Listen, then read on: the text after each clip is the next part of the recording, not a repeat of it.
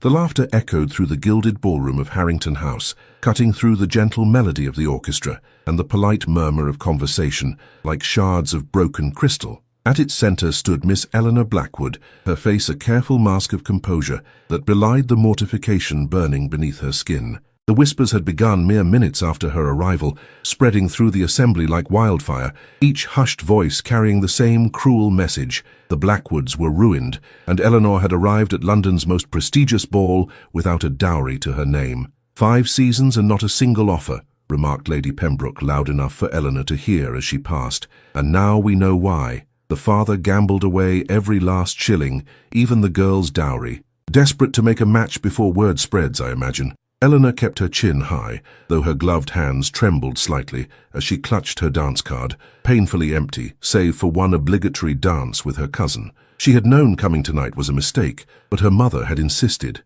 "One last chance," she had pleaded, pinning Eleanor's chestnut curls with trembling fingers, "before we must leave London for good." The musicians began a new set, and Eleanor stepped back toward the shadowed alcove where she might observe without being observed. At 23, she was already considered firmly on the shelf, and now, with her family's financial collapse, she had become something worse, an object of ridicule. The weight of responsibility pressed upon her shoulders, her younger sister's futures, her mother's security, the roof over their heads, all now depended on her making an advantageous match, a prospect that seemed more impossible with each passing minute. Miss Blackwood, a deep voice, smooth as aged brandy, cut through her thoughts. "I believe you are attempting to hide from society, a futile endeavor, I assure you." Eleanor turned, her breath catching in her throat as she found herself face to face with the most formidable figure in London society. The Duke of Thornfield stood before her, tall and imposing in his impeccably tailored evening wear, his dark hair swept back from a face that poets might describe as handsome were it not for the hard set of his jaw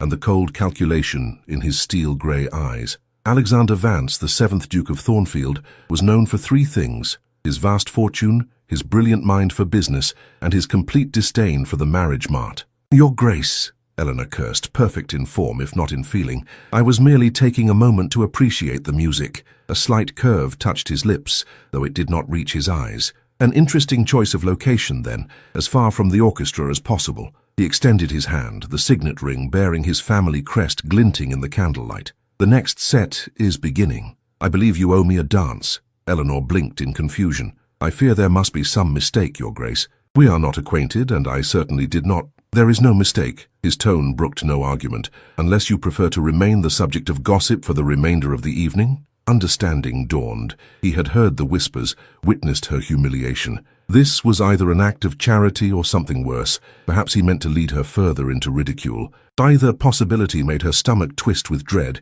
yet she could not refuse a duke, especially not one whose mere presence had silenced the ballroom, as every eye turned toward them. With a resignation that felt like surrender, Eleanor placed her trembling hand in his. "You are too kind, Your Grace." The moment they stepped onto the dance floor, the whispers intensified. The notorious Duke of Thornfield, who had refused to dance with the season's most eligible debutantes, was now leading the penniless Miss Blackwood into a waltz. His hand at her waist was firm but proper, his posture impeccable, and his expression utterly unreadable as he guided her through the first steps. "You dance well, Miss Blackwood," he observed, his voice pitched low enough that only she could hear. "Far better than those who stand in judgment along the sidelines." "Practice, Your Grace," she replied, finding her voice at last, "though I confess I did not expect to be practicing with a duke this evening." "No?" A dark eyebrow arched upward. "And what did you expect?" The directness of his question caught her off guard. Propriety demanded a demure response, but something in his gaze,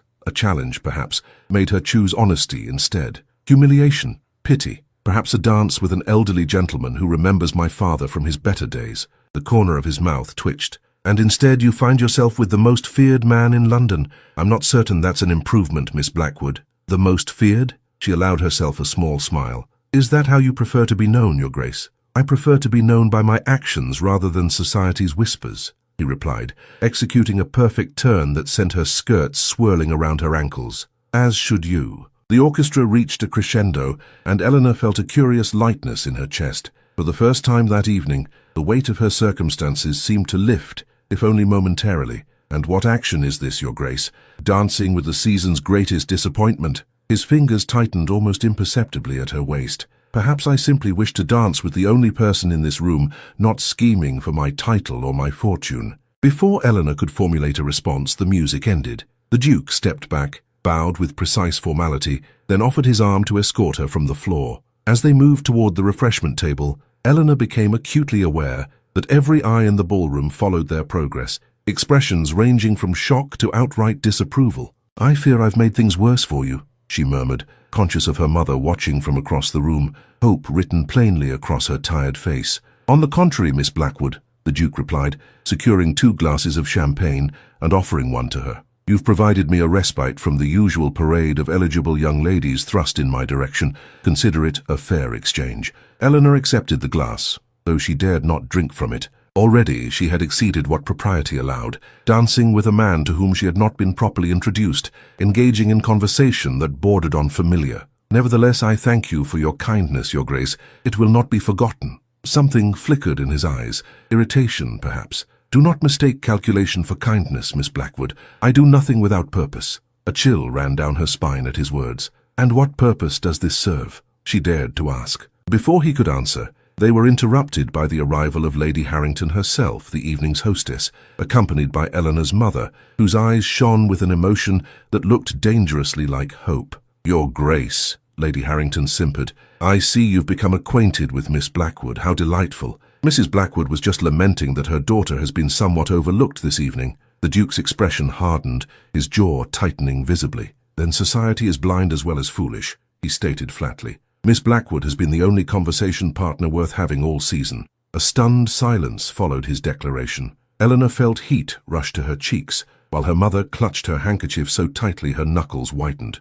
Lady Harrington appeared momentarily speechless, her mouth opening and closing without producing a sound. Thornfield turned to Eleanor's mother with a slight bow. "Mrs. Blackwood, I wonder if I might call upon your daughter tomorrow. There is a matter I wish to discuss further." "Of course, Your Grace," Mrs. Blackwood managed, her voice barely above a whisper. "We would be honored. Until tomorrow, then." He turned to Eleanor, taking her hand and raising it briefly to his lips, a gesture so unexpected and intimate that she nearly gasped aloud. "Miss Blackwood." With that, he strode away, the crowd parting before him like waves before the bow of a ship.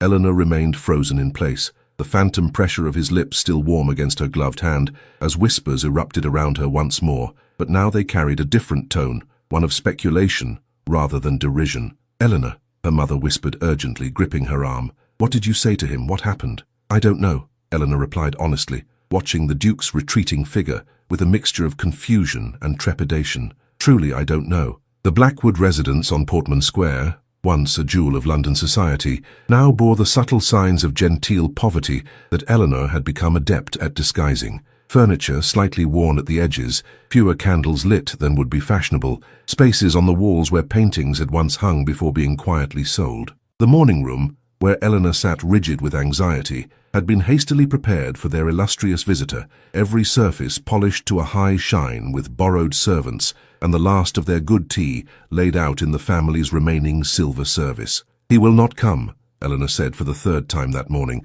staring out at the rain-slicked street. "It was a momentary whim, or worse, a jest at our expense." Her mother, who had been pacing the length of the room since breakfast, paused to adjust an arrangement of flowers. Wildflowers Eleanor had gathered herself from the small garden, a poor substitute for the hothouse blooms that would have been appropriate for receiving a duke. "He will come," Mrs. Blackwood insisted, though uncertainty threaded through her voice. "A duke does not make such promises lightly, and the way he looked at you, Eleanor, was calculating." Eleanor finished, remembering his words from the previous night. "I do nothing without purpose." Whatever his reason for showing me attention, I doubt it was admiration. The clock on the mantel chimed 11, and as if summoned by its resonant tones, the unmistakable sound of carriage wheels on wet cobblestones reached them through the thin windows. Eleanor rose to her feet, smoothing imaginary wrinkles from her second-best morning dress, her best having been sold months ago to pay the coal merchant's bill. Mrs. Blackwood rushed to the window.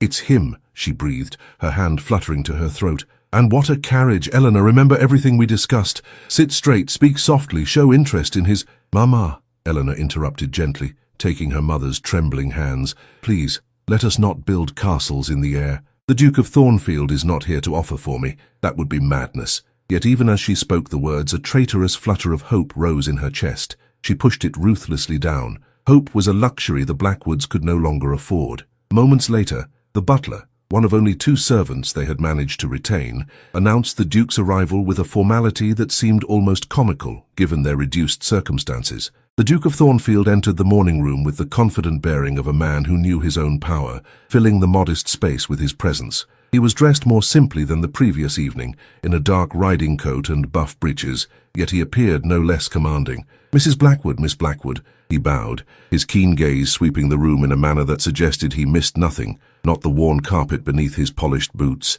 nor the missing paintings whose outlines still showed faintly on the faded wallpaper. "Your Grace," they responded in unison, curtsying deeply. "Please sit." Mrs. Blackwood gestured toward the best chair, her voice pitched higher than normal. "May I offer you tea?" "Thank you." The Duke seated himself, crossing one long leg over the other with casual elegance. "I apologize for my early arrival. Business in the city concluded sooner than expected." Eleanor resumed her seat, acutely aware of the contrast between his immaculate appearance and their shabby surroundings. The silence stretched uncomfortably as her mother busied herself with the tea service, her hands shaking slightly as she poured. "I imagine you're curious about the purpose of my visit," the Duke said finally, accepting a cup from Mrs. Blackwood with a polite nod. "We are honored by your presence, Your Grace," Mrs. Blackwood replied, the very picture of maternal eagerness. "After your kind attention to Eleanor last evening—" "Mamma," Eleanor interjected softly, mortification coloring her cheeks. The Duke's gaze shifted to Eleanor,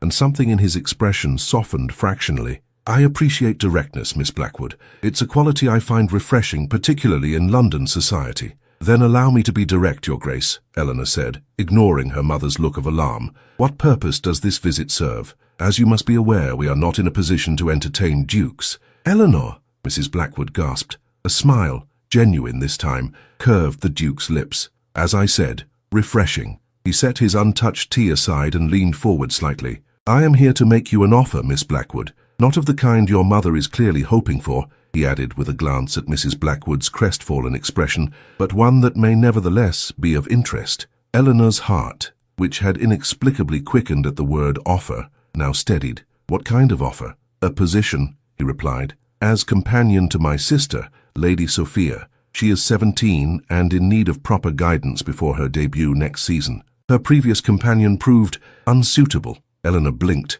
the proposal so unexpected that for a moment she could find no words. A companion, essentially a paid chaperone, somewhere between servant and equal. It was a respectable position for a gentlewoman of reduced circumstances, but hardly what her mother had been dreaming of since the Duke's attention the previous night. "Your sister," she repeated carefully. "I was unaware you had a sister, Your Grace." "Few are. She has been raised primarily in the country, at our estate in Derbyshire. Recent events have necessitated her presence in London." His expression revealed nothing of these events, but something in his tone suggested they were not pleasant. Mrs. Blackwood, having recovered from her initial disappointment, leaned forward. "What would such a position entail exactly?" "Eleanor has had no experience as a companion, which is precisely why I am offering it to her," the Duke replied. "I do not want a traditional companion for Sophia, some dried-up spinster who will teach her only to simper and scheme. I want someone who will guide her with intelligence and honesty." His gaze returned to Eleanor. "Someone who understands the true nature of society, yet has not been corrupted by it." Eleanor felt a curious mix of emotions, insult at being considered for a position that acknowledged her fall from society, yet also a strange sort of compliment in his assessment of her character. "And the compensation?" she asked, practical concerns overriding all else. £100 per annum with room and board at Thornfield House, he stated, plus an additional £50 per annum to be sent directly to your mother for the maintenance of this household. Eleanor inhaled sharply. It was a generous sum, far more than the usual compensation for such a position, and enough to keep her mother from the poorhouse for the foreseeable future. But there was more at stake than financial security. "And my reputation?" she asked quietly. "To live in the household of an unmarried gentleman, even as companion to his sister." The Duke's expression darkened. "Your reputation will be beyond reproach.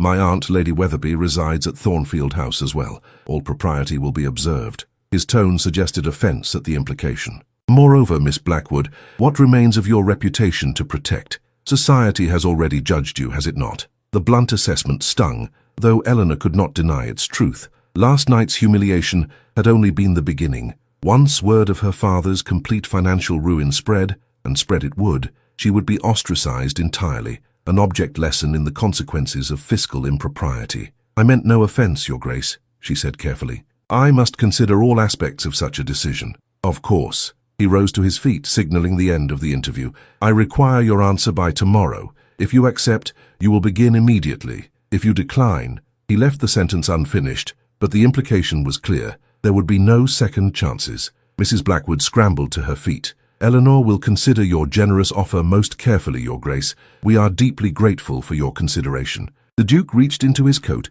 and withdrew a small envelope which he handed to Eleanor. "The formal terms of employment. Review them thoroughly." His eyes met hers, and for a moment, Eleanor thought she detected something almost like concern in their steely depths. "Choose wisely, Miss Blackwood, for both our sakes." With that cryptic remark, he bowed and took his leave, the sound of his departure echoing through the quiet house like the closing of a door that might never open again. The moment he was gone, Mrs. Blackwood collapsed into a chair, her expression torn between disappointment and pragmatism. "A companion," she sighed, "not a duchess, but a solution to our most immediate problems," Eleanor finished, turning the sealed envelope over in her hands. £150 a year, Mama. We cannot refuse such an offer." "No." Her mother's shoulders sagged with resignation. "We cannot. But oh, Eleanor, when I saw him look at you last night, I thought perhaps—" Eleanor crossed the room to kneel beside her mother's chair, taking her weathered hands in her own. "It was never a possibility," she said gently. "Dukes do not marry penniless girls, no matter how refreshingly direct they may be." But as she spoke, she couldn't help but wonder about the true nature of the Duke's interest. His offer was extraordinarily generous, his selection of her peculiar. There were dozens of well-bred young women of reduced circumstances who would be better qualified for such a position. Why her? "I do nothing without purpose," he had said. What purpose did she serve? Thornfield House loomed against the grey London sky, a palatial residence that occupied nearly half a block of Grosvenor Square. Its imposing facade of Portland stone, with columns flanking the entrance and windows tall enough to flood the interior with light, even on London's gloomiest days, spoke of generations of wealth and power. Eleanor gazed up at it from the Duke's carriage, a sense of unreality washing over her as the footman helped her alight. 2 days after the Duke's unexpected visit, she found herself at the threshold of a new life. Her few belongings, a trunk containing her modest wardrobe, a small case of books, and a portrait miniature of her father from happier days,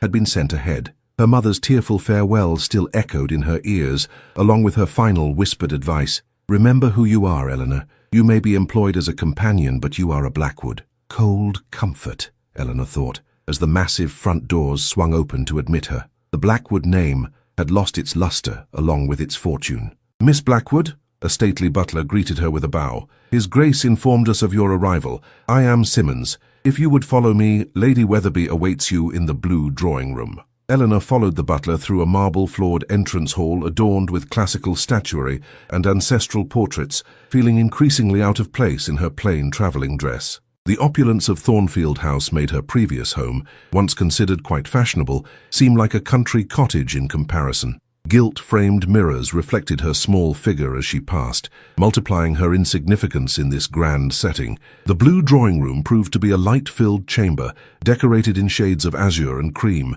with French windows opening onto a private garden. Seated on a delicate sofa was an elderly woman whose rigid posture and piercing gaze immediately identified her as the formidable Lady Weatherby. "Miss Blackwood," the butler announced, before withdrawing silently. Eleanor curtsied deeply. "Lady Weatherby, thank you for receiving me." The older woman observed her with undisguised scrutiny, from the slightly worn hem of her dress to the simple arrangement of her hair. "So you are Alexander's solution," she said finally, her voice crisp with aristocratic precision. "Come closer, child. My eyes are not what they once were." Eleanor approached, standing before Lady Weatherby like a schoolgirl awaiting judgment. The Duke's aunt must have been a beauty in her youth. Even now, well into her 60s, she retained striking features and bright, intelligent eyes that matched the Duke's in colour, if not in coldness. "You have your mother's look about you," Lady Weatherby remarked unexpectedly. "I knew Marianne Sinclair before she became Mrs. Blackwood. We were presented in the same season,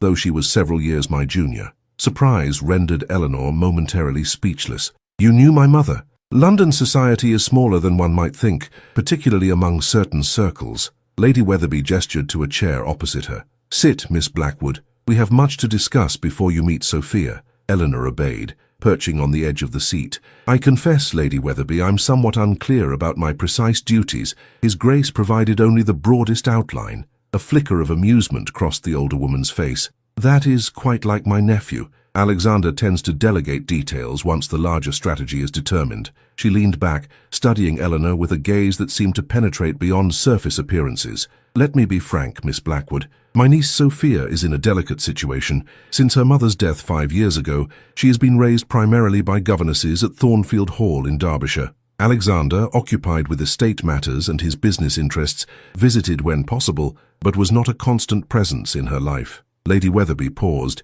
seeming to choose her next words carefully. 3 months ago, an incident occurred which necessitated bringing Sophia to London under closer supervision. She had formed an attachment to a gentleman whose intentions were less than honourable. The situation was resolved before any lasting damage could be done to her reputation, but it left Sophia rebellious and resentful. Her previous companion was dismissed for failing to prevent the entanglement. Eleanor's heart sank. A rebellious, lovesick girl of 17 would hardly welcome another chaperone, particularly one only 6 years her senior, with no authority beyond that granted by an absent brother. I see. And His Grace believes I might succeed where others have failed? Alexander has his reasons, Lady Weatherby replied cryptically, though I confess I questioned his judgment when he informed me of his choice. You have no experience, no particular qualifications, and your own circumstances are hardly exemplary. Her direct gaze softened slightly. However, having met you, I begin to understand his thinking. There is a quality of resilience about you, Miss Blackwood. Perhaps that is what Sophia needs. Someone who understands loss and disappointment, yet continues forward with dignity. Before Eleanor could respond to this surprisingly perceptive assessment, the door burst open, and a whirlwind in the form of a slender young woman swept into the room. Lady Sophia Vance possessed her brother's striking colouring, raven hair and grey eyes, but where the Duke's features were stern and controlled, hers were animated by a volatile energy that immediately commanded attention. Aunt Weatherby, has Millie finished altering my blue gown for tonight's? She stopped abruptly upon noticing Eleanor, her expression shifting from surprise to cold assessment. Oh, you must be the new jailer. Sophia, Lady Weatherby chided sharply. Mind your manners. This is Miss Blackwood, your companion. You will treat her with the respect her position deserves. The girl's chin tilted upward in defiance. My companion? She laughed, a brittle sound devoid of humour. My spy, you mean? Another of Alexander's sentinels to ensure I don't disgrace the precious Thornfield name. Eleanor rose to her feet, meeting Sophia's challenging gaze directly. Lady Sophia, I am neither your jailer nor your spy. I am here at your brother's request to assist you in preparing for your debut next season. Nothing more, nothing less. Sophia's eyes narrowed, taking in Eleanor's plain appearance with obvious skepticism. And what would you know of debuts and society? Look at you, you're hardly the pinnacle of fashion or breeding. The barb struck close to home, but Eleanor refused to show it. Instead, she smiled slightly. You're quite right. I am not fashionable, nor am I particularly accomplished in the arts of social manipulation. Perhaps that is precisely why your brother selected me. I will not teach you to be false. Surprise flickered across Sophia's face, quickly masked by renewed hostility. Save your moralizing. I have no interest in lessons from a woman desperate enough to accept charity from my brother. Sophia, Lady Weatherby rose, indignation evident in every line of her body. You will apologize at once.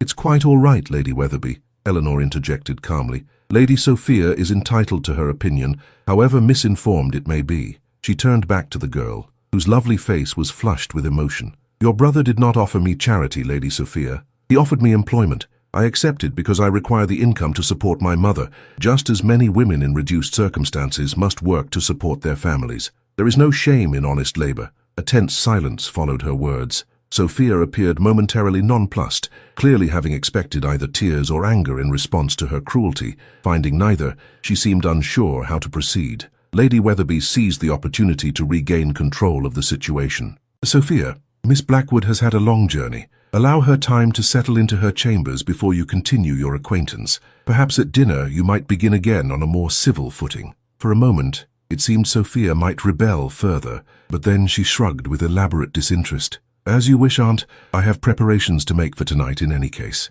She turned to leave, then paused at the door. I hope you don't unpack too thoroughly, Miss Blackwood. Your predecessors rarely lasted more than a fortnight.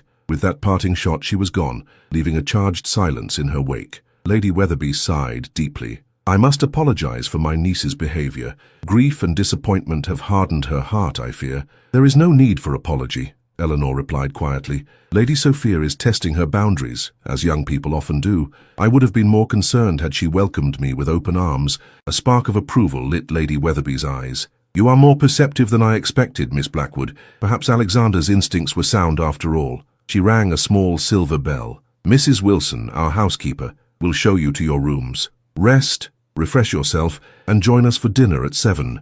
We dine informally when there are no guests." As if conjured by the bell, Mrs. Wilson appeared, a motherly woman with a kind face and efficient manner who led Eleanor from the drawing room. As they climbed the grand staircase, Eleanor found her thoughts returning to the Duke. Where was he? Would he be present at dinner? The prospect filled her with inexplicable nervousness. "His Grace is currently at his club," Mrs. Wilson remarked, as if reading her thoughts. "He often dines out when in London, though he keeps rooms here, of course." Relief and disappointment warred within Eleanor at this information. She would have time to settle into her new position before facing him again, which was surely for the best. Yet a small traitorous part of her had hoped to see him, to gauge whether his demeanor toward her would change now that she was his employee rather than a potential social conquest. Mrs. Wilson showed her to a suite of rooms on the 3rd floor, a bedchamber with an adjoining sitting room, both decorated in soft shades of green and gold. The furnishings were of excellent quality, though not ostentatious, the bed invitingly comfortable, and the windows offering a view of the square below. "Lady Sophia's rooms are just down the corridor," Mrs. Wilson explained, directing a maid to unpack Eleanor's trunk. "His Grace thought it best you be housed nearby, but with sufficient privacy for your comfort." Eleanor turned slowly, taking in what would now be her home. It was larger and far more luxurious than her bedroom at Portman Square, yet there was no disguising the fact that these were the rooms of a dependent, comfortable but impersonal, lacking the touches of family history that adorned the principal chambers of the house. "It's lovely," she said sincerely. "Please convey my thanks to His Grace for his consideration." Mrs. Wilson's kindly face softened further. "I shall, Miss Blackwood. And may I say, we're all relieved His Grace has found someone suitable for Lady Sophia. The girl needs a steady hand and a kind heart. She's had little enough of either since her mother passed." Left alone at last, Eleanor sank onto the edge of the bed, overwhelmed by the swift transition from near destitution to residence in one of London's grandest houses.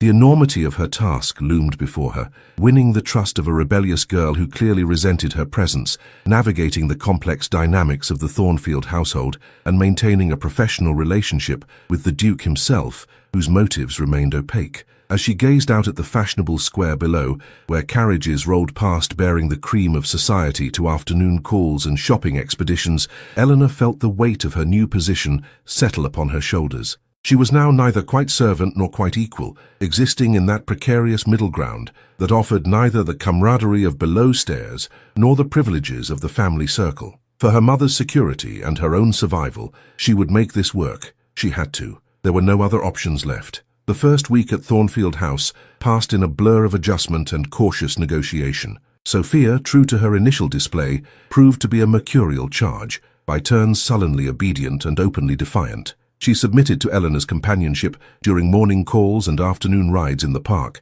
but made it clear through 100 small rebellions that this compliance was temporary. "You needn't hover so close," she complained during a visit to the modiste, where Eleanor had accompanied her for the fitting of new gowns. "I'm hardly likely to elope with Madame Celeste's apprentice." "I'm not hovering, Lady Sophia," Eleanor replied evenly, maintaining her position near the fitting platform. "I'm admiring the exquisite cut of that bodice. The blue brings out the color of your eyes beautifully." Sophia's reflection in the mirror betrayed a flicker of pleased vanity before her scowl returned. "Flattery won't win my cooperation, Miss Blackwood." "It wasn't flattery, merely observation." Eleanor moved closer, adjusting the fall of the silk skirt with a practiced hand. "Though if you prefer criticism, I might point out that your posture doesn't do justice to Madame's workmanship. Shoulders back, chin level, there. Much improved." A reluctant smile tugged at the girl's lips before she suppressed it. "Alexander says the same. A Thornfield never slouches," she mimicked in a deepened voice. It was the first time Sophia had mentioned her brother without evident resentment, and Eleanor seized the opening. "His Grace seems to set high standards." "Impossible standards," Sophia corrected, turning to examine her profile in the mirror. Nothing is ever quite good enough for the Duke of Thornfield, particularly his wayward sister. There was something raw beneath the practiced petulance that tugged at Eleanor's heart. "I rather think," she said carefully, "that His Grace wants only what's best for you." Sophia's eyes met hers in the mirror, a flash of vulnerability visible for an instant before her defenses rose again. "What's best for the Thornfield name, you mean? Alexander's primary concern has always been preserving the family legacy, not my happiness." Before Eleanor could respond, the shop bell chimed, announcing the arrival of another customer. Through the fitting room's partially open door, Eleanor glimpsed a tall figure in hussars' regimentals, a captain by his insignia, handsome in a golden lion-like way that drew appreciative glances from the shop assistants. Sophia's reaction was immediate and alarming. She paled visibly, her fingers clutching the silk of her gown so tightly that Madame Celeste made a sound of distress. "Careful, my lady. The fabric. We must go," Sophia whispered urgently. "Now, Miss Blackwood." "I cannot. I will not see him." Understanding dawned. This must be the gentleman from Lady Weatherby's story, the inappropriate attachment that had precipitated Sophia's removal to London. Eleanor made a swift decision. "Madame," she addressed the modiste quietly, "I fear Lady Sophia is feeling unwell. Is there a back entrance we might use? I would prefer not to subject her to curious eyes in her current state." Madame Celeste, no stranger to the dramas of aristocratic life, nodded with immediate comprehension. "But of course, mademoiselle. This way." Minutes later, they were settled in the Thornfield carriage, Sophia trembling visibly, despite the warm spring air. Eleanor said nothing, merely offering her handkerchief when she noticed the girl's eyes bright with unshed tears. "That was Captain James Everett," Sophia said finally, her voice barely audible over the clatter of hooves on cobblestones. "I suppose you've already been told about my disgrace." "I've been told very little," Eleanor replied honestly. "Only that there was a gentleman whose intentions your brother found unsuitable."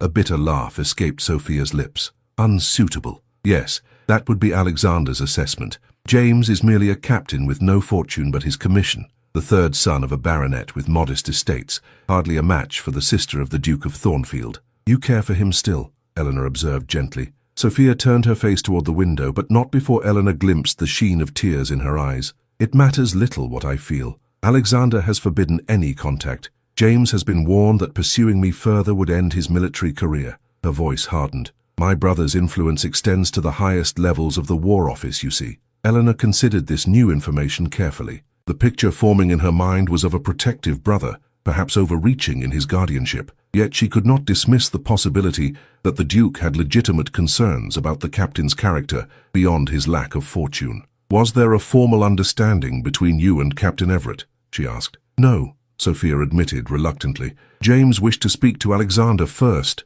to do things properly, but we corresponded. He wrote me the most beautiful letters." A flush colored her cheeks at the memory. "And when we danced at the Harringtons' Christmas ball, he told me he loved me." Young love, Eleanor thought with an inward sigh. So intense, so certain of its own immortality. She remembered well the heady rush of her own first attachment at 18 to a handsome lieutenant who had sworn eternal devotion only to transfer his affections to a merchant's daughter with a substantial dowry when Eleanor's second season failed to result in an engagement. "Did your brother explain his objections?" she pressed gently. Sophia's expression darkened. "Alexander claimed James was after my dowry, that he had significant gambling debts and a reputation as a fortune hunter, but it's not true. James loves me for myself, not my fortune." Her hands twisted in her lap. "Alexander sees calculation in every gesture because that's how he views the world. He cannot understand true feeling." There was such conviction in her voice that Eleanor found herself wanting to believe in the purity of Captain Everett's intentions, yet experience had taught her that hearts could be easily manipulated when significant fortunes were involved. The Duke's assessment might well be accurate. "Perhaps," she suggested carefully, "with time, Captain Everett might prove his worth to your brother. If his feelings are genuine, surely he would be willing to wait until you come of age." "I'll be of age in less than a year," Sophia replied, a dangerous glint entering her eye. "Then not even Alexander can dictate my choice." The implication was clear. Sophia intended to wait only until she gained legal control of her own affairs before reuniting with her captain, with or without her brother's blessing. Eleanor felt a twist of alarm. This was precisely the sort of intention she had been employed to discourage. "Lady Sophia," she began, choosing her words with care, "a year provides ample time for reflection. Hearts change, circumstances change. What seems immutable today may appear quite different tomorrow." The girl fixed her with a penetrating stare. "Did you love someone once, Miss Blackwood? Is that why you speak of changing hearts?" The question caught Eleanor off guard. "I thought I did," she answered honestly. "I was mistaken. And now you have resigned yourself to spinsterhood and dependence," Sophia observed with the casual cruelty of youth. "I would rather die than live such a half-life." The words stung, but Eleanor maintained her composure. "There are worse fates than independence, Lady Sophia. Binding oneself to the wrong person out of passion or defiance can lead to a lifetime of regret." "How would you know?" Sophia challenged. "You've never been in love. Real love, the kind that consumes your every thought." Eleanor met her gaze steadily. "No," she agreed softly. "Perhaps I haven't." As the carriage turned into Grosvenor Square, Sophia's expression softened unexpectedly. "I'm sorry, Miss Blackwood. That was unkind of me. She shook her head in frustration. "You are not what I expected. You don't lecture or scold like the others did. It makes it difficult to properly resent you." A surprised laugh escaped Eleanor's lips. "I shall try to be more odious in the future, to make your resentment easier to maintain." For the first time since their acquaintance began, Sophia smiled, a genuine smile that transformed her face and revealed the sweet-natured girl who might exist beneath the layers of defiance. "I would appreciate that greatly." As they alighted from the carriage at Thornfield House, Eleanor felt a small spark of hope. Perhaps she was making progress after all. That hope was swiftly challenged upon entering the house to find Simmons waiting with a message. His Grace had returned unexpectedly and requested Miss Blackwood's presence in his study immediately. "Now?" Eleanor asked, conscious of her wind-blown appearance after the hasty departure from the modiste. "At your earliest convenience, miss," Simmons replied with the perfect neutrality of a well-trained servant, though his Grace did emphasize immediately. Sophia rolled her eyes. "Alexander's immediately translates to drop everything and run, Miss Blackwood. You'd best hurry before he sends a search party." She started toward the stairs, then paused. "Will you tell him about seeing James?" The question hung in the air between them, heavy with implications. Eleanor understood in that moment that her answer would determine the course of her relationship with Sophia more surely than any other action she might take. "I will answer any direct questions truthfully," she replied carefully, "but I see no need to volunteer information about a chance encounter that clearly caused you distress." Relief washed over Sophia's face. "Thank you," she whispered, before disappearing up the grand staircase. Eleanor smoothed her hair as best she could and followed Simmons to the Duke's study, a handsome book-lined room at the back of the house, overlooking a small private garden. The Duke stood at the window, his back to the door, one hand resting on the sill as he gazed outward. He turned as she entered, and Eleanor was struck anew by the commanding presence he possessed, even in repose. "Miss Blackwood." He gestured for her to be seated in a leather chair before his desk. "Thank you for coming so promptly, Your Grace." She curtsied before taking the offered seat, conscious of the formality that now defined their relationship. "I hope your business in the city concluded satisfactorily." He studied her for a moment, his expression unreadable. "Adequately. But my business here concerns you and my sister. How do you find Sophia after your first week as her companion?" The directness of the question was characteristic of the man, Eleanor was learning. Lady Sophia is intelligent, spirited, and understandably resistant to supervision, she replied honestly. "But I believe we are making progress toward a more amicable understanding." A flicker of surprise crossed his features. "Indeed, my aunt reports that you accompanied Sophia on all her scheduled engagements without incident, which is more than her previous companions managed. What is your strategy, Miss Blackwood?" Eleanor hesitated, uncertain whether to reveal her approach. "I have no formal strategy, Your Grace. I merely treat Lady Sophia as I would wish to be treated myself, with respect for her feelings, while maintaining appropriate boundaries." The Duke leaned back in his chair, his fingers steepled before him. "A simple approach, yet effective, it seems. Tell me, what is your assessment of my sister's state of mind regarding Captain Everett?" The direct question caught Eleanor off guard. She had not expected him to raise the subject so bluntly, and now found herself in the uncomfortable position she had hoped to avoid, balancing her loyalty to Sophia against her duty to her employer. "Lady Sophia has mentioned Captain Everett," she answered carefully. "She believes her feelings for him are genuine and lasting. And do you agree with her assessment?" The Duke's piercing gaze seemed to penetrate her careful neutrality. Eleanor met his eyes steadily. "I am not qualified to judge the depth or authenticity of Lady Sophia's attachment after such a short acquaintance. However, I believe that dismissing her feelings outright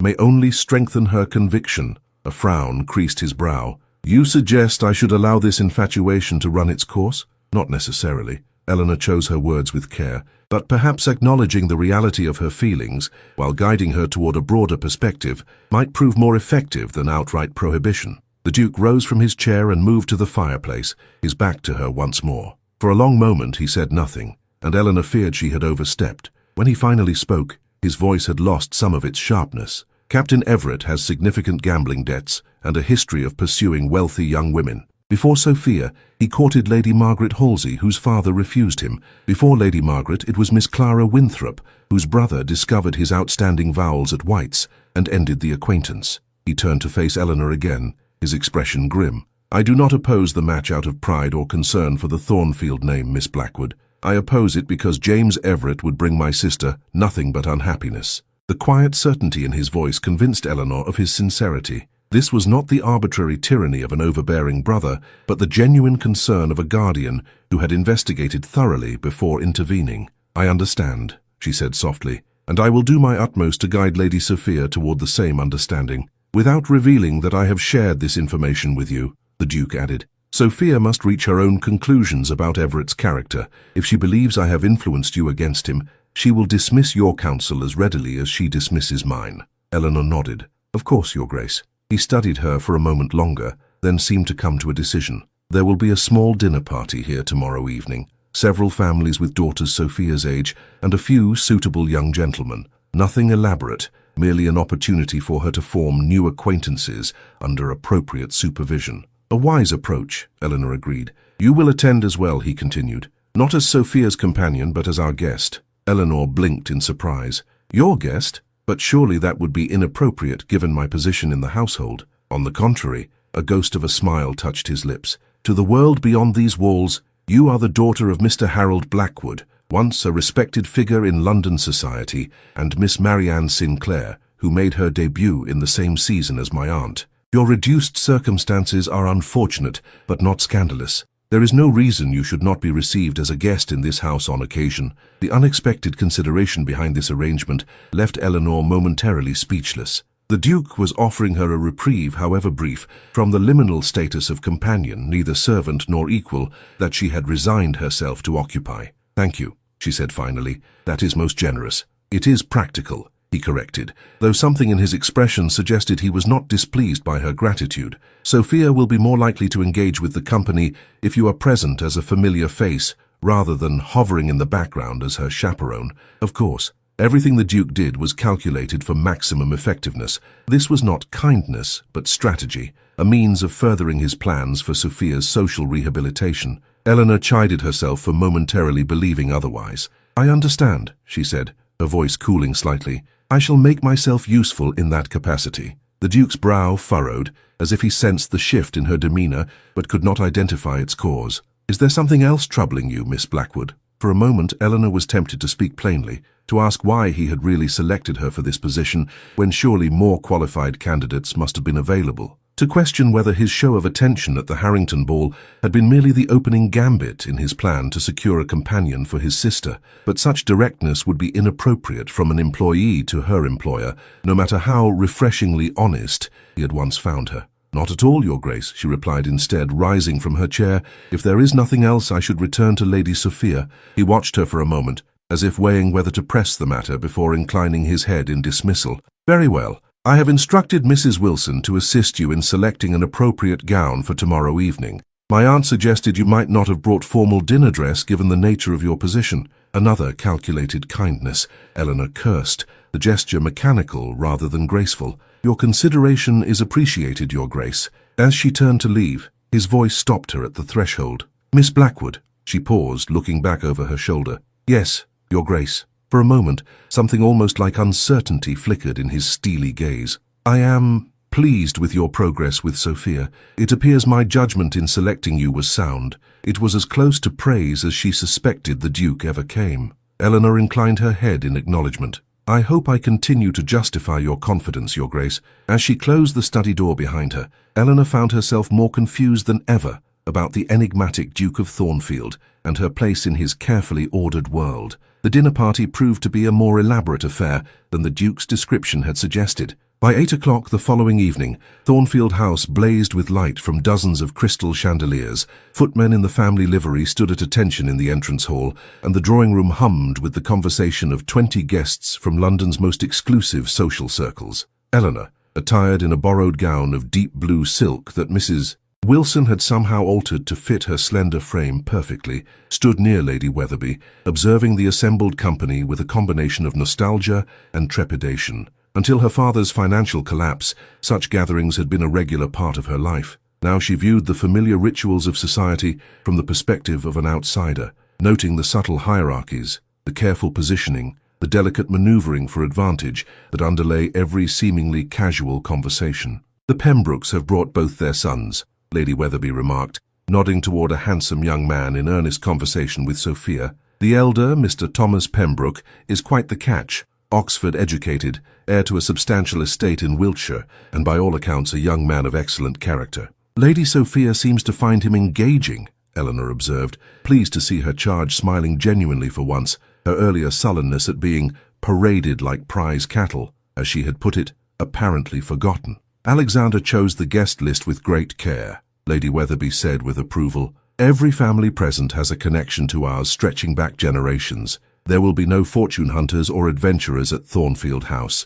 The subtle reference to Captain Everett was not lost on Eleanor. "His Grace is thorough in his preparations." "In all things," Lady Weatherby agreed, her shrewd gaze shifting to where the Duke stood conversing with Lord Pembroke. "Alexander leaves nothing to chance." Including me, Eleanor thought, watching as the Duke expertly guided the conversation toward topics that showcased Sophia's intelligence and accomplishments. Every aspect of this evening had been orchestrated to present his sister in the most favorable light, to begin the process of integrating her into society under his careful supervision, and to introduce her to young men whose credentials had been thoroughly vetted. "Miss Blackwood," the smooth voice of their host interrupted her observations. The Duke stood before her, accompanied by a dignified gentleman of middle years. "May I present Lord Harrington? He expressed particular interest in making your acquaintance." Eleanor curtsied, surprised by the introduction. Lord Harrington was one of London's most influential peers, his approval a valuable social currency. "My lord, it is an honor." "Miss Blackwood," Lord Harrington bowed over her hand. "I knew your father well. We served on several committees together at White's. A man of impeccable taste and judgment." "You are kind to remember him so favorably," Eleanor replied, touched by the unexpected connection to her father, whose name was now more often mentioned with censure than praise. "Not kind, merely accurate," Lord Harrington corrected with a smile. "Harold Blackwood's advice regarding Madeira was particularly valuable. I still have several bottles he recommended that have aged magnificently." As Lord Harrington continued reminiscing about her father, Eleanor became aware of the Duke watching her with an intensity that sent warmth spreading across her cheeks. Was this another of his calculations? Had he deliberately engineered this conversation to put her at ease, to elevate her standing among the company? The thought was simultaneously unsettling and oddly touching. She could not fathom why he would trouble himself with her comfort when his focus should rightfully be on Sophia, yet the evidence suggested he had done exactly that. When dinner was announced, Eleanor found herself seated between Mr. Thomas Pembroke and Lord Harrington, a position of honor that did not escape her notice. As the sumptuous meal progressed through multiple courses, served on the Thornfield silver, she participated in the conversation with growing confidence, finding herself unexpectedly enjoying the return to social discourse after months of isolation. Across the table, Sophia bloomed under the attentions of her dinner companions, revealing a quick wit and charm that Eleanor had glimpsed only fleetingly during their previous interactions. The girl's gaze occasionally drifted to where her brother sat at the head of the table, and Eleanor detected a wistful quality to these glances, as if Sophia sought something from the Duke that remained elusive. The Duke himself was the perfect host, attentive, engaging, and possessed of that rare ability to make each guest feel particularly valued. Yet Eleanor noticed that his eyes frequently sought her out, his gaze lingering a moment longer than social convention dictated. Whenever she caught him watching her, he would incline his head slightly in acknowledgement, before returning his attention to his immediate companions, leaving Eleanor increasingly puzzled by his apparent interest. After dinner, the party retired to the music room, where Sophia was prevailed upon to demonstrate her considerable skill at the pianoforte. As the girl played a challenging piece by Mozart with impressive technical proficiency, Eleanor found herself standing somewhat apart from the main group, observing the scene with a bitter-sweet awareness of her tenuous position within it. She plays well. The Duke's voice came softly from behind her, causing her to start slightly, though she lacks the emotional connection to truly bring the music to life. Eleanor turned to find him standing closer than propriety strictly allowed, his tall figure partially concealed from the company by a large potted palm. Perhaps that will come with maturity, she suggested. Lady Sophia has considerable natural talent, as did her mother. A shadow passed over his features. The Duchess was an accomplished musician before her illness. It was the first time he had mentioned his late stepmother, and Eleanor sensed an opening into the complex family dynamics that she had been struggling to understand. Lady Sophia favors her in appearance, I imagine. In temperament as well, the Duke confirmed, his gaze fixed on his sister. Passionate, impulsive, led by her heart rather than her head. A faint smile touched his lips, though it held more sadness than humor, qualities that can bring both joy and suffering in equal measure. While you take after your father? Eleanor ventured, curious about the man who had shaped the Duke's character. His expression hardened almost imperceptibly. So I've been told, though I would hope I've learned from his mistakes. Before Eleanor could inquire further, they were interrupted by the arrival of Mr. Thomas Pembroke, who requested the honor of playing a duet with Sophia. As the young man took his place beside her on the piano bench, Eleanor observed the Duke watching them with evident approval. Mr. Pembroke appears to be making a favorable impression, she remarked. Indeed. The Duke's tone was satisfied. His family's estate borders Thornfield Hall in Derbyshire. They have been neighbours and allies for generations. A connection between our families would be advantageous. The calculating assessment reminded Eleanor forcefully of the Duke's pragmatic nature. Of course, he would already be considering potential matches for his sister, evaluating them based on land, lineage, and political connections rather than affection. And does Lady Sophia's happiness factor into these calculations? She asked, unable to completely mask her disapproval. The Duke turned to her, one eyebrow raised at her presumption. Happiness is a fleeting emotion, Miss Blackwood, while a suitable alliance brings lasting security and contentment. My sister is young enough to believe that passion alone sustains a marriage. I know better. From personal experience? The question escaped her lips before Prudence could prevent it. His gaze sharpened, a flash of something almost like pain crossing his features before his expression smoothed into its customary impassivity. From observation, he replied coolly. My father's second marriage to Sophia's mother was a love match. Their passion burned brightly for a time, then collapsed into resentment and recrimination when reality failed to match their romantic ideals. Eleanor felt a pang of sympathy for the man before her, imagining a young Alexander witnessing the disintegration of his father's marriage. Not all love matches end in disappointment, she said gently. Perhaps not, he conceded, but I would spare Sophia the risk. His gaze returned to where his sister sat, laughing at something Mr. Pembroke had whispered in her ear. She deserves better than our father's legacy of broken promises and bitter regrets. The raw honesty in his voice touched Eleanor deeply. For the first time she glimpsed the man beneath the Duke's carefully maintained facade, a man shaped by childhood wounds, determined to protect his sister from similar pain, even at the cost of her momentary happiness. Your concern for her welfare does you credit, Your Grace, she said softly. He turned back to her, studying her face with an intensity that made her pulse quicken. Yet you still question my methods. I question whether preventing one potentially unsuitable match justifies arranging another without regard for Lady Sophia's feelings, Eleanor clarified. Even the most advantageous alliance may become a prison if entered without affection. You speak as one who values emotion over practicality, Miss Blackwood. There was curiosity rather than censure in his tone. Has such an approach served you well? The gentle barb found its mark. Eleanor's own romantic notions had led her to believe in the lieutenant's professions of devotion, only to discover the hollow truth when her family's fortunes declined. Yet she could not bring herself to embrace the Duke's cold pragmatism.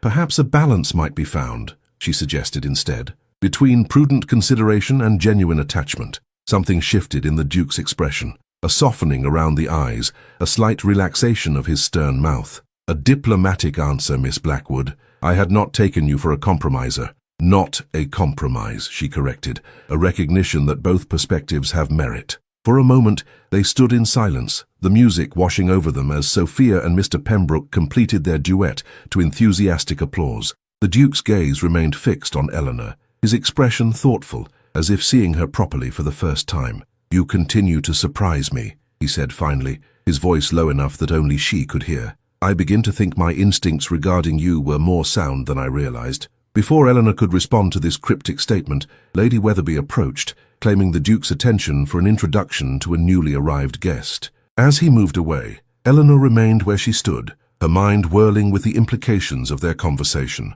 The enigmatic Duke of Thornfield was proving to be far more complex than the cold, calculating aristocrat she had initially perceived. Beneath his formidable exterior lay unexpected depths, vulnerabilities, principles, and perhaps even doubts about his own certainties. The realization was as unsettling as it was intriguing. More disturbing still was Eleanor's growing awareness that her interest in understanding the Duke extended beyond professional curiosity. Despite all her resolutions to maintain emotional distance, she found herself increasingly drawn to this complicated man, whose actions so often contradicted his stated philosophies. Such interest could only lead to disappointment. The Duke might appreciate her insights regarding his sister, might even value her conversation, but the gulf between their positions remained unbridgeable. He was the 7th Duke of Thornfield, one of England's most powerful peers. She was a penniless gentlewoman dependent on his charity, but despite his protestations to the contrary, her position in his household was indeed a form of charity, however elegantly disguised.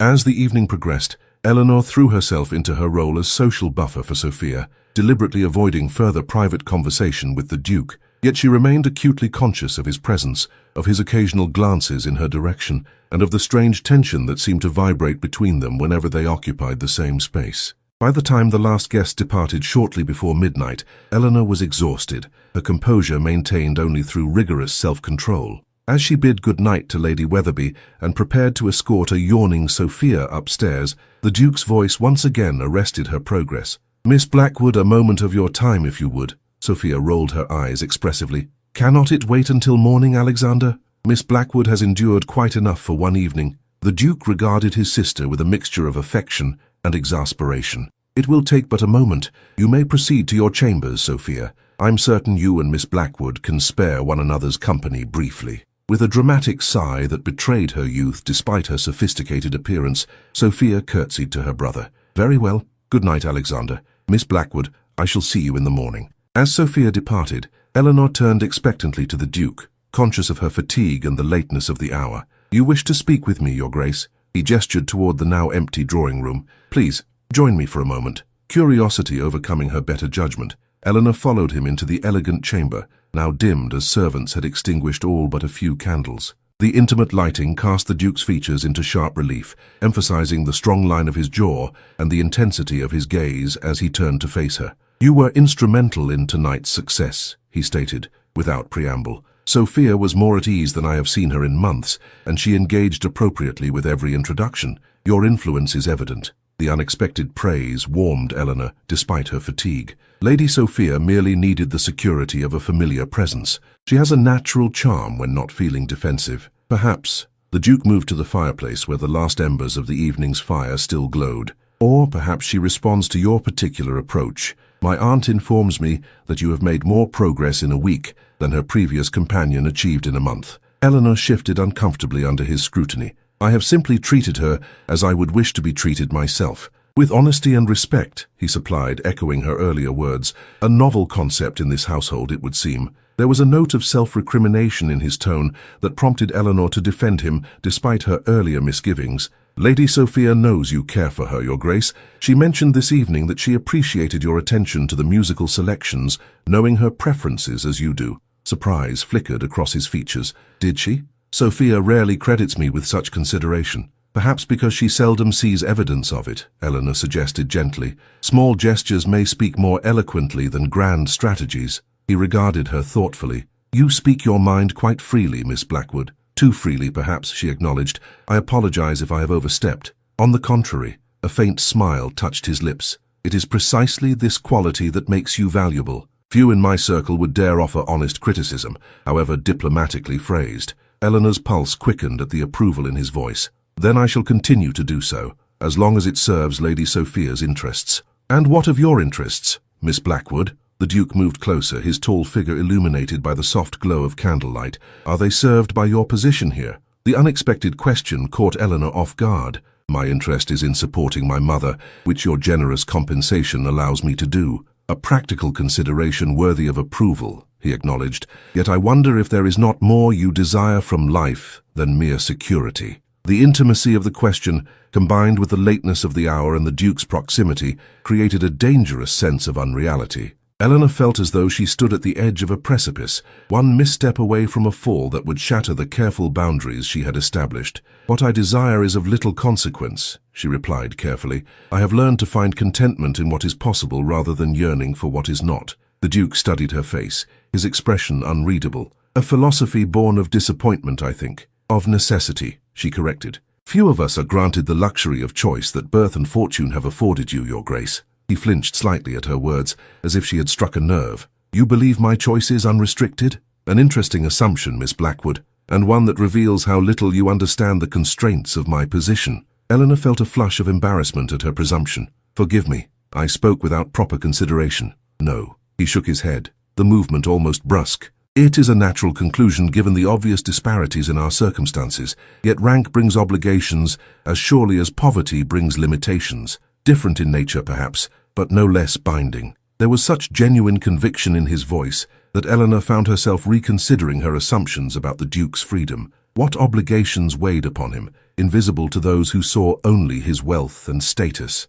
"I had not considered it from that perspective," she admitted. "Thank you for enlightening me." He regarded her for a long moment, something almost like disappointment flickering in his eyes. "It grows late," he said finally, his tone once again formal. "I have detained you long enough. Rest well, Miss Blackwood. Sophia has riding lessons scheduled for tomorrow morning, I believe." "Yes, Your Grace." Eleanor curtsied, sensing that whatever moment of connection they had shared was now broken. "Good night." As she ascended the grand staircase toward her chambers, Eleanor found herself troubled by their exchange. The Duke of Thornfield remained an enigma, at times cold and calculating, at others unexpectedly vulnerable. His interest in her opinions seemed genuine, yet always served some larger purpose she could not fully discern. Most disturbing of all was her own response to him, this inconvenient awareness that had taken root despite all her rational objections. She had come to Thornfield House to secure her mother's future and perhaps salvage something of her own dignity in the process.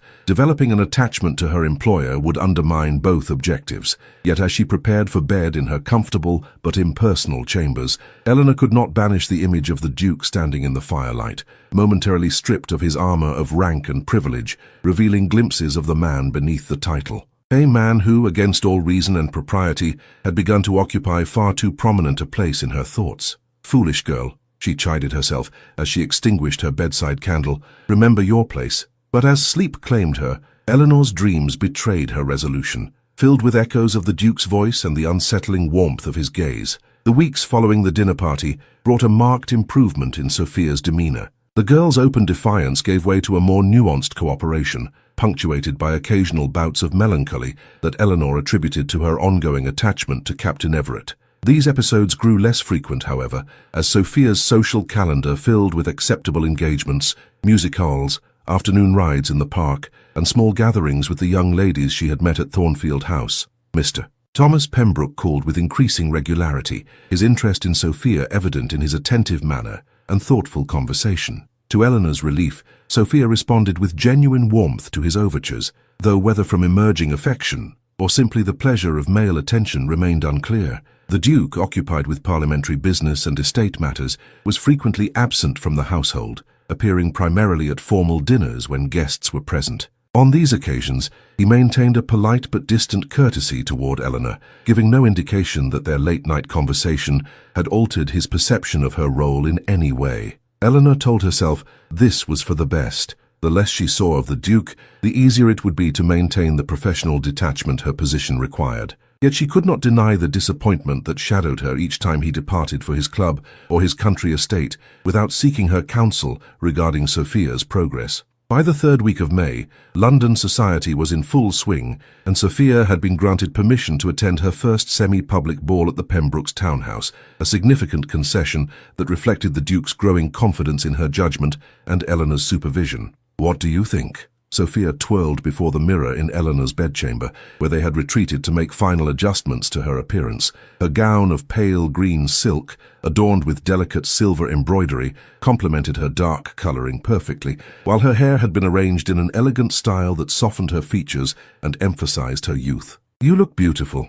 Eleanor replied honestly, adjusting the placement of a small diamond clip, a gift from the Duke for the occasion, in Sophia's dark curls. Mr. Pembroke will be quite speechless. A becoming blush coloured Sophia's cheeks. Do you think so? Thomas is always so composed. I sometimes wonder if anything could discompose him. The familiar use of Mr. Pembroke's Christian name did not escape Eleanor's notice. His composure is one of his most attractive qualities, she observed carefully. A man who maintains his dignity under all circumstances is a rare and valuable companion. Like Alexander, you mean? Sophia said with unexpected insight. Always in control, never revealing what he truly feels. Your brother has significant responsibilities, Eleanor reminded her gently. Perhaps his reserve is a necessary shield. Sophia turned from the mirror to face her, a thoughtful expression replacing her earlier excitement. You defend him quite readily, Miss Blackwood. One might almost think you held him in some esteem. The observation struck uncomfortably close to the truth.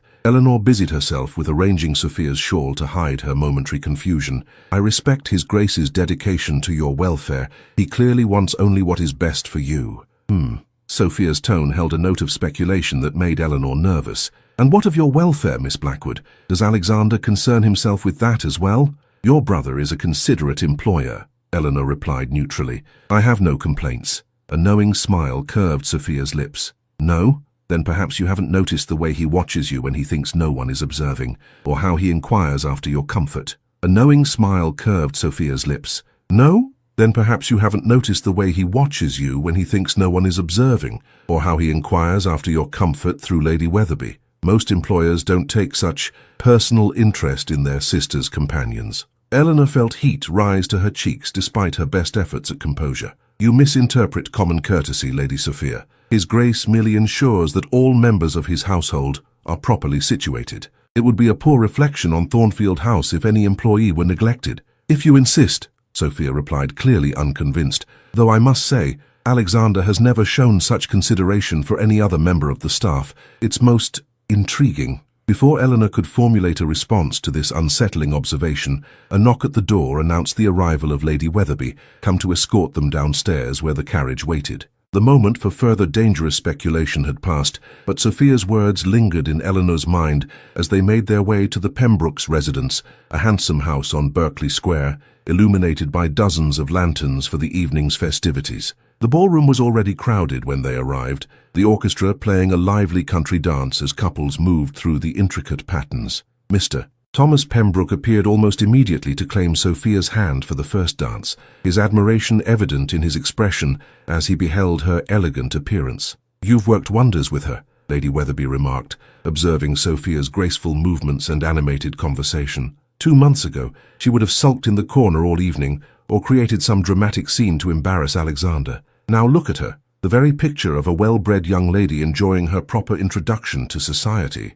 Eleanor smiled, genuinely pleased by Sophia's transformation. Lady Sophia needed only gentle guidance and understanding. Her natural goodness has done the rest. Perhaps, Lady Weatherby conceded, her shrewd gaze moving to Eleanor's face. Or perhaps she needed someone who treated her as a person rather than a problem to be solved. Alexander means well, but he approaches everything as a military campaign to be strategized and won. His Grace bears a heavy responsibility. Eleanor found herself defending him once again. Managing such vast estates and business interests while also guiding a spirited young sister cannot be easy. Lady Weatherby's eyebrows rose slightly. Indeed. And yet one wonders if he might find life more enjoyable were he to approach it with a fraction of your compassion, Miss Blackwood. She patted Eleanor's hand with surprising warmth. Now I believe I see Lord Harrington approaching. He has shown a marked interest in conversing with you at every opportunity. I shall leave you to enjoy his company. As Lady Weatherby moved away to greet other acquaintances, Eleanor found herself engaged in conversation with Lord Harrington, whose kindly manner and fond reminiscences of her father provided a welcome distraction from her troubled thoughts. Yet even as she laughed at his witty observations, her awareness remained fixed on the ballroom entrance, anticipation tightening her chest each time a new arrival was announced. The Duke had mentioned that he might attend later in the evening after concluding his business at the House of Lords. Eleanor told herself that her interest in his arrival was merely professional, a companion's natural concern for her charge's guardian. Yet she could not deny the quickening of her pulse when his commanding figure finally appeared in the doorway midway through the evening. He paused on the threshold, his gaze sweeping the room with characteristic thoroughness until it rested on Sophia, who was dancing with Mr. Pembroke for the third time that evening. Satisfaction crossed his features briefly before his attention shifted, scanning the assembled company until Eleanor's breath caught. His eyes found her, standing somewhat apart from the main gathering. For a moment, their gazes held across the crowded ballroom, and Eleanor experienced a curious sensation of suspension, as if time had momentarily ceased its forward march. Then the Duke inclined his head in acknowledgement and moved purposefully through the crowd to join his aunt. Eleanor released the breath she hadn't realized she was holding, chiding herself for her foolish reaction. Of course, the Duke had merely been assessing the situation, ensuring that both his sister and her companion were appropriately situated. There was nothing personal in his regard, despite Sophia's fanciful interpretation. Determined to focus on her duties, Eleanor circulated among the chaperones and older guests, engaging in light conversation while keeping Sophia in her peripheral vision. The girl appeared to be thoroughly enjoying herself, surrounded by a circle of admiring young men whenever she was not dancing, with Mr. Pembroke maintaining a proprietary presence at her side. Miss Blackwood. The deep voice behind her sent a jolt of recognition through Eleanor's body before she could compose herself. She turned to find the Duke standing closer than propriety dictated, his expression unreadable as always.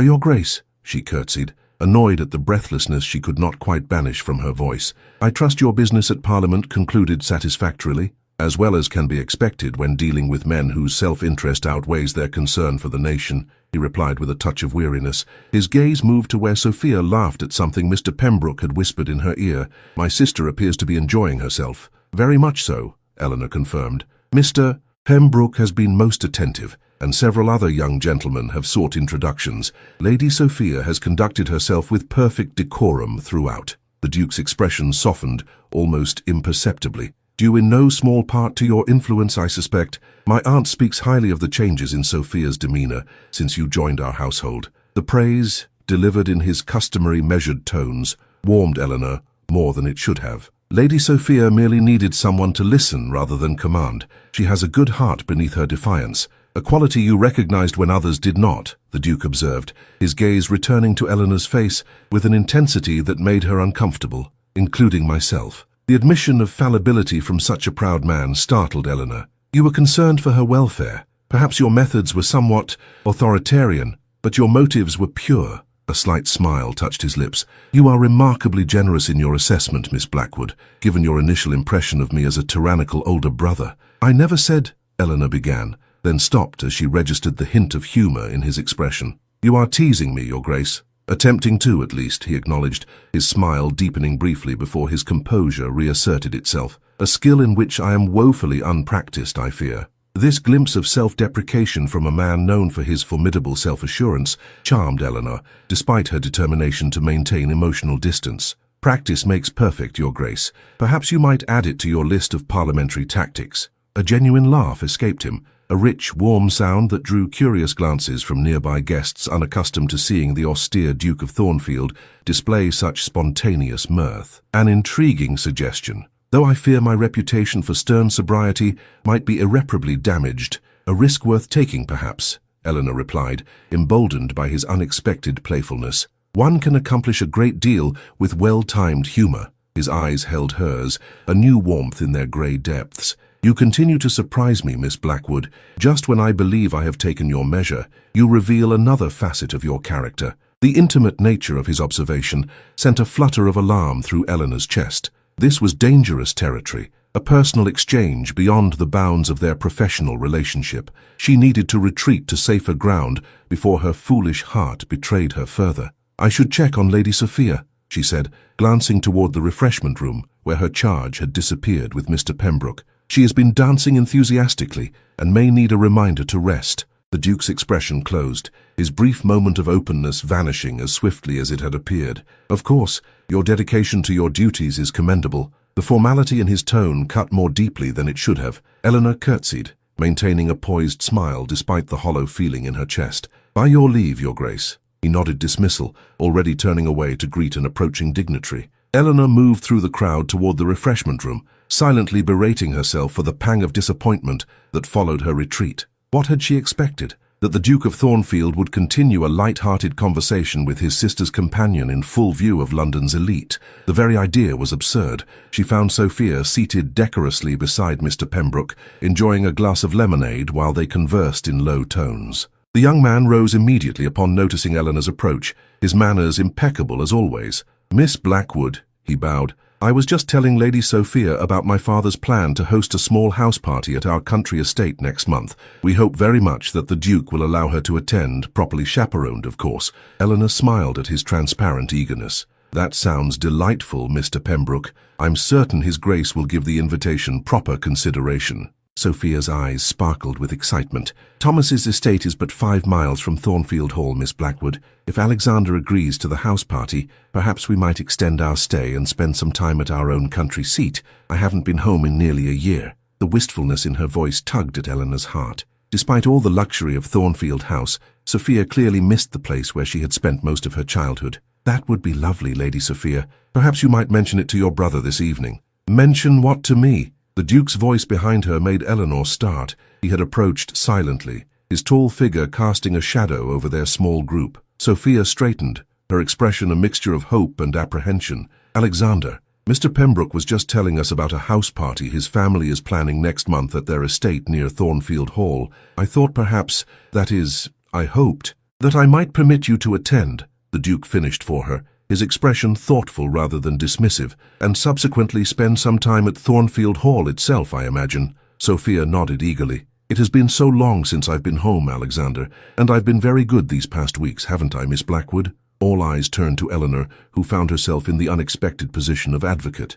"Lady Sophia has indeed conducted herself with perfect propriety," she confirmed. "She has given no cause for concern in any of our social engagements." The Duke considered this endorsement, his gaze moving between his sister's hopeful face and Eleanor's more composed one. "The Pembrokes are suitable hosts," he conceded finally, "and a change of scenery might be beneficial. Very well, Sophia. Provided your behavior remains exemplary until then, you may attend the house party, with Miss Blackwood as your chaperone.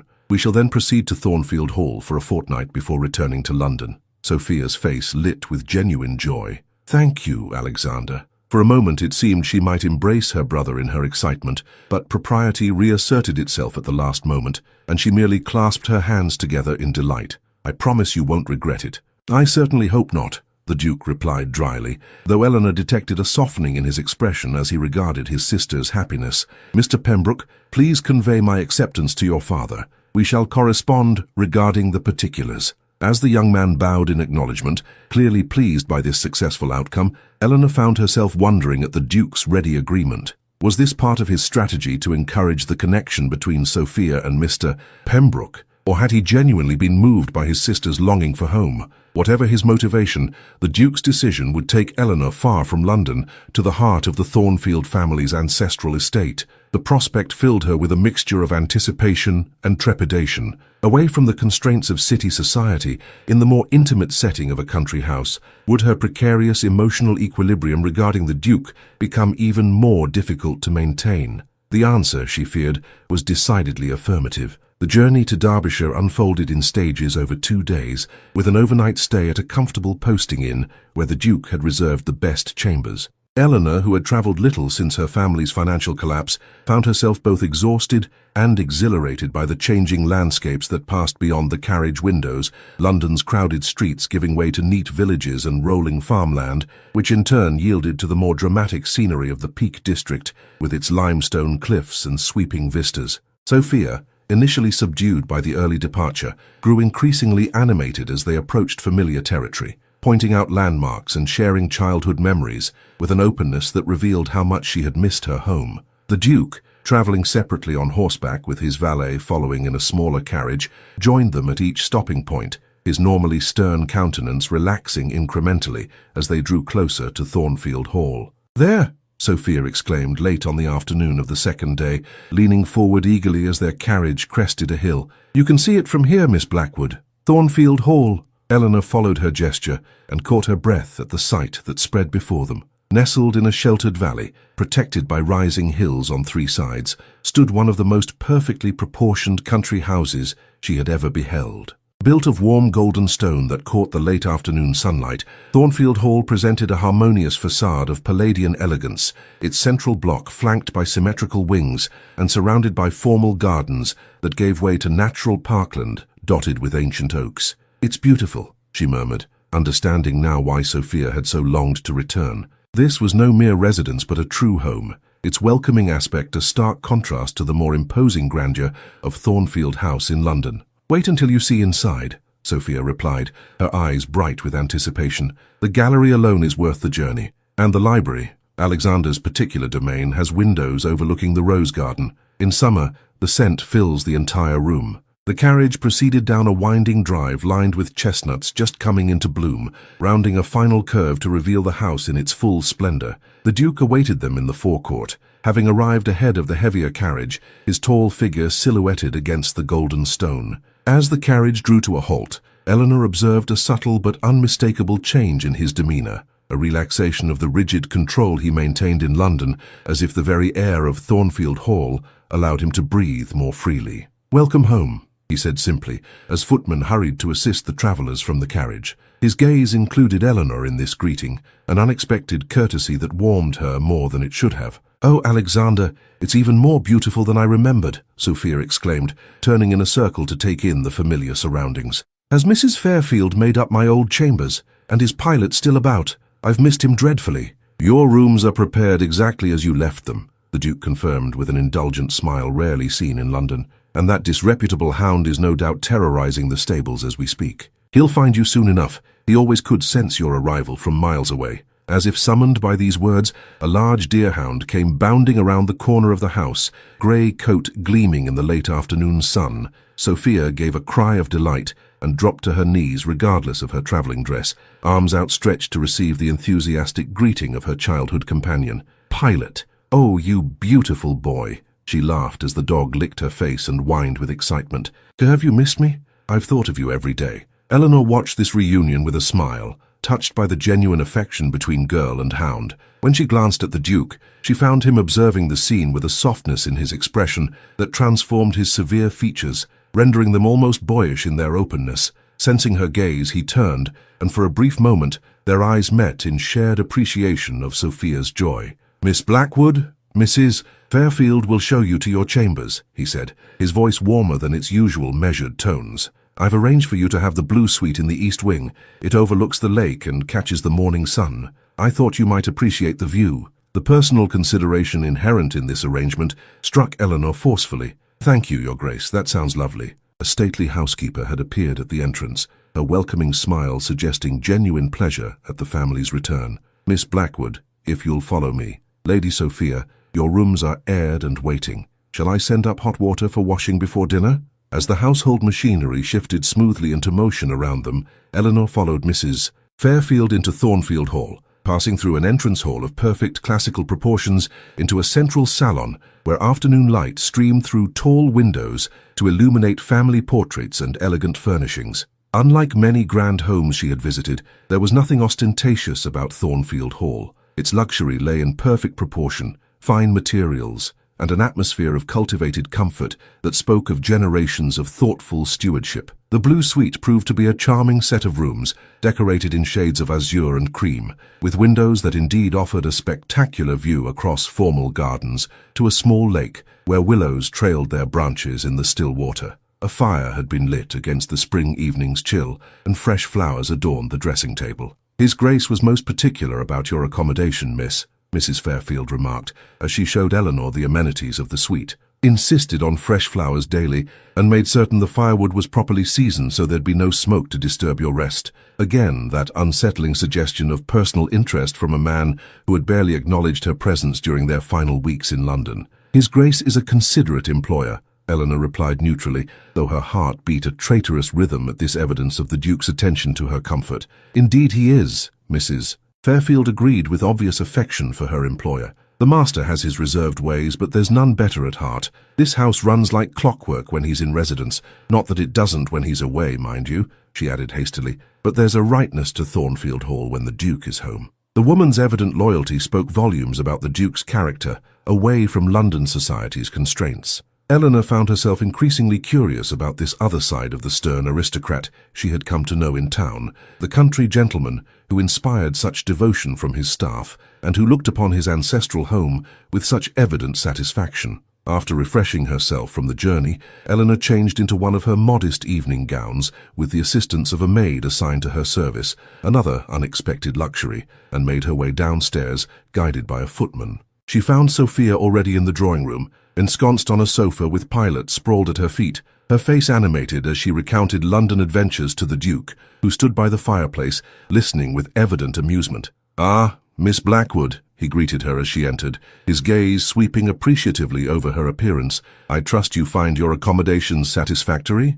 "More than satisfactory, Your Grace," she replied with genuine warmth. "The blue suite is charming, and the view is spectacular. Thank you for your thoughtfulness." A pleased expression crossed his features momentarily before his customary reserve reasserted itself. "Excellent. Shall we proceed to dinner? I've instructed the kitchen to prepare some of Sophia's favorites for our first evening home." The dining room, like the rest of Thornfield Hall, combined elegance with comfort in perfect balance. They dined at one end of a table that could clearly accommodate many more guests, creating an atmosphere of intimacy rather than formality. The Duke, seated at the head with Sophia and Eleanor on either side, proved to be a surprisingly engaging host, relating anecdotes about local characters and sharing memories that made Sophia laugh with unrestrained delight. "Do you remember old Mr. Henderson and his prize pigs?" she asked, her eyes dancing with mischief. "And how one got loose at the Harvest Festival and ended up in Lady Pembroke's carriage?" The Duke chuckled, the sound rich and unfamiliar to Eleanor's ears. "I remember having to compose a formal letter of apology for an errant pig, surely the strangest diplomatic correspondence of my career." As the evening progressed, Eleanor found herself relaxing into the warm atmosphere, contributing to the conversation with an ease that would have been unthinkable in the more formal setting of Thornfield House. Here, the stark differences in their stations seemed somehow less significant, softened by the comfortable surroundings and the Duke's unexpectedly convivial manner. After dinner, they retired to a cozy library where a fire burned cheerfully in the grate, casting golden light over shelves lined with leather-bound volumes. Pilot followed at Sophia's heels, settling contentedly at her feet as she selected a novel from a nearby shelf. The Duke moved to a desk in the corner, apparently intending to review some papers, but his attention remained partially engaged with his companions, his gaze lifting occasionally to rest on Eleanor as she examined the impressive collection. "You're welcome to borrow anything that interests you," he remarked, observing her fingers tracing the spine of a volume of poetry. "The library at Thornfield Hall has been accumulating for generations. My grandfather was particularly devoted to expanding the collection." "It's magnificent," Eleanor replied sincerely, impressed by both the quantity and quality of the books surrounding them, far more extensive than I expected. "Alexander is being modest," Sophia interjected, looking up from her novel. "Half of these books are his editions. He spends a fortune on new volumes every year, everything from agricultural treatises to Greek poetry. It's his one extravagance." The Duke appeared slightly discomfited by this revelation of personal passion.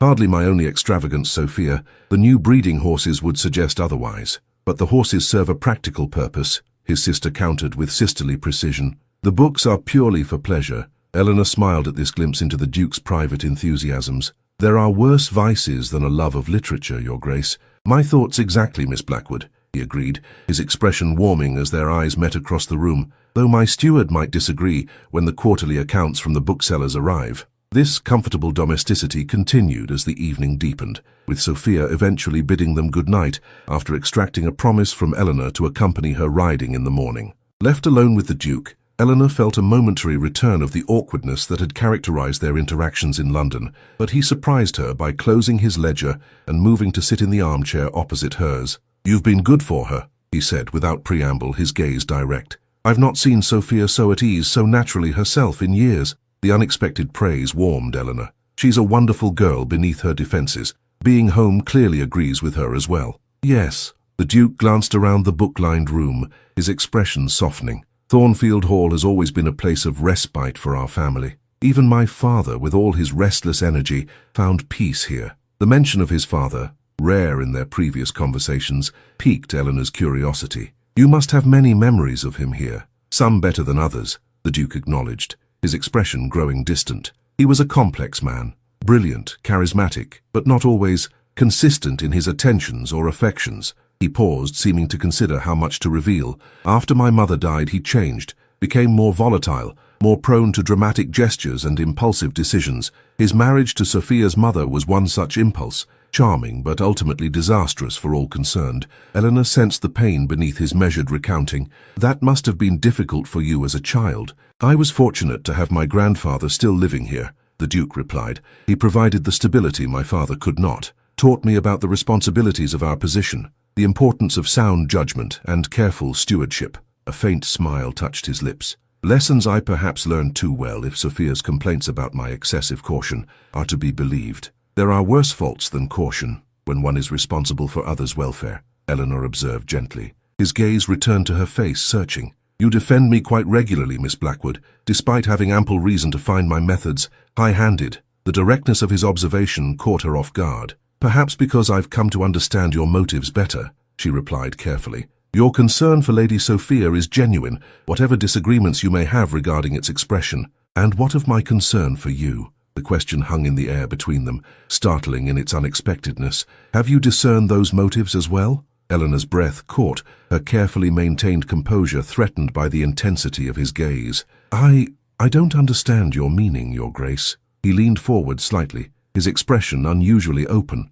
When I first offered you the position as Sophia's companion, my motives were indeed practical. You possessed qualities I believed would benefit my sister: intelligence, directness, dignity under difficult circumstances. His voice softened. What I did not anticipate was how quickly you would become indispensable, not merely to Sophia's welfare, but to the harmony of the household itself, and to my own peace of mind. The implication of his words sent a tremor of alarm through Eleanor's body. This was dangerous territory, far beyond the bounds of their employer-employee relationship. Your Grace, Alexander, he interrupted, his voice low. When we are alone, at least, I would hear my name from your lips, not my title. The intimacy of this request rendered Eleanor momentarily speechless. Everything about this conversation violated the careful boundaries she had established for her own protection. The Duke, Alexander, was venturing into territory that could only lead to complication and, ultimately, heartbreak. Yet she could not deny the answering response within her own heart, the traitorous hope that had taken root, despite all her rational objections. I don't think that would be wise, she managed finally, her voice barely above a whisper. Our positions are what society has decreed them to be, he replied with unexpected vehemence. But here in this moment, can we not set aside those artificial distinctions? Can we not speak honestly as equals? The plea in his voice, so at odds with his customary authority, touched Eleanor deeply, yet caution prevailed. Even if we could, for this moment, morning would come and with it reality. I am still your employee, still dependent on your goodwill for my livelihood and my mother's security. That fundamental inequality cannot be wished away, however much we might desire it. A shadow crossed his features at her words. You believe I would use my position to, what, coerce your affections? Threaten your security if you rejected my interest? No, Eleanor answered honestly. I believe you to be a man of honor, but that does not change the fact that any personal relationship between us would be fraught with complications neither of us can fully anticipate or control. He studied her face for a long moment, his expression grave. You speak with the caution I have prided myself on all my life, Miss Blackwood. Perhaps I deserve no less. He rose from his chair, moving to stand before the fire, his tall figure silhouetted against the flames. Yet I find myself wondering if such caution ultimately protects us from pain, or merely ensures that we never experience life's deepest satisfactions. The philosophical turn surprised Eleanor, revealing yet another layer to this complex man. The question I have asked myself as well, she admitted softly. Though I've had less choice in the matter than you. He turned to face her, his expression softening. Then we have reached an impasse, it seems. You counsel prudence while I find myself, for perhaps the first time in my adult life, contemplating something less calculated. The irony of their reversed positions, the cautious Duke advocating emotional risk, the once impulsive Eleanor urging restraint, was not lost on either of them. A smile touched Eleanor's lips despite the seriousness of the moment.